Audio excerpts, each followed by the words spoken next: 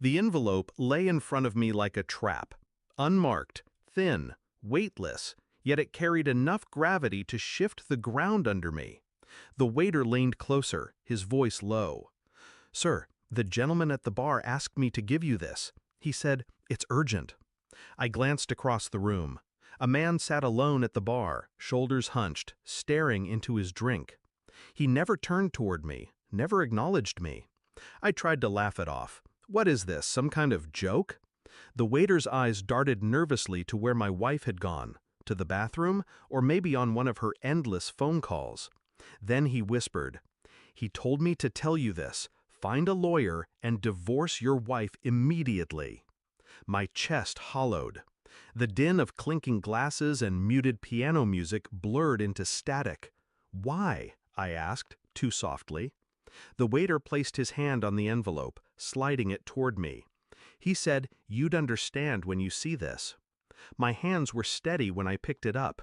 Too steady, as though my body had gone numb before my mind had caught up. I opened it, and in that instant, everything I thought I knew about the woman across the room, her smile, her vows, her promises, collapsed into silence. Inside was a single photograph, grainy, taken from a distance, but undeniable. Her, my wife, wrapped around a man who was not me. The date scribbled on the back was only 2 weeks ago. A hotel I recognized, a place she said she'd gone for a work conference. I stared until the edges blurred. My pulse never spiked. My hands never shook. I simply understood. The man at the bar never turned his head, but I felt the weight of his presence. Whoever he was, he had handed me a blade, and I couldn't yet see who he wanted me to cut. My wife returned a few minutes later, all smiles, her perfume trailing like smoke. She sat down, brushed her hand over mine, and said nothing about the envelope already hidden inside my jacket. I nodded, smiled back, and lifted my glass to her. Because the only thing more dangerous than betrayal was letting the betrayer believe you hadn't seen it. I became a shadow in my own home, quiet, watching, waiting. She laughed the same, touched me the same, but I noticed the fractures now.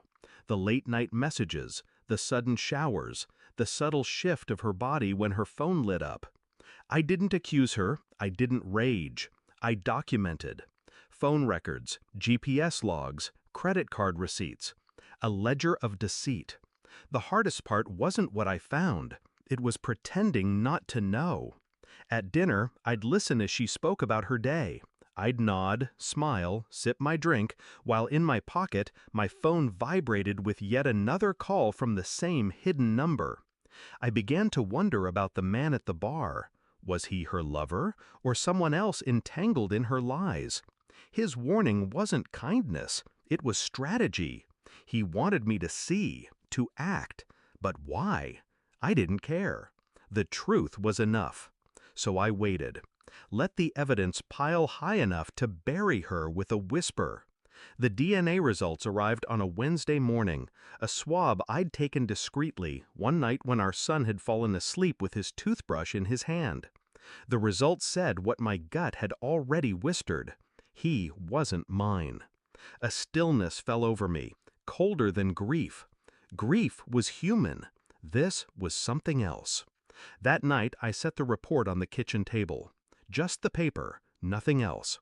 When she came home, heels clicking against the tile, she saw it before she saw me. She froze. Her hands trembled when she picked it up. Her lips parted, a stammered sound escaping. I stayed silent, watching.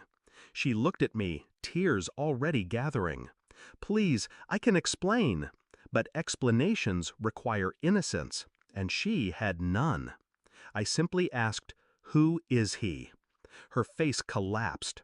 Whatever mask she had worn for years cracked into nothing. She wept, pleaded, reached for me. I didn't flinch. The next morning, I called my lawyer. Calm, efficient. When she realized what I was doing, panic set in. She clung to me, screamed, cursed, begged. She tried to weaponize every memory, every promise, every false smile we had built our lives upon. I didn't flinch. The next morning, I called my lawyer. Calm, efficient. When she realized what I was doing, panic set in. She clung to me, screamed, cursed, begged. She tried to weaponize every memory, every promise, every false smile we had built our lives upon.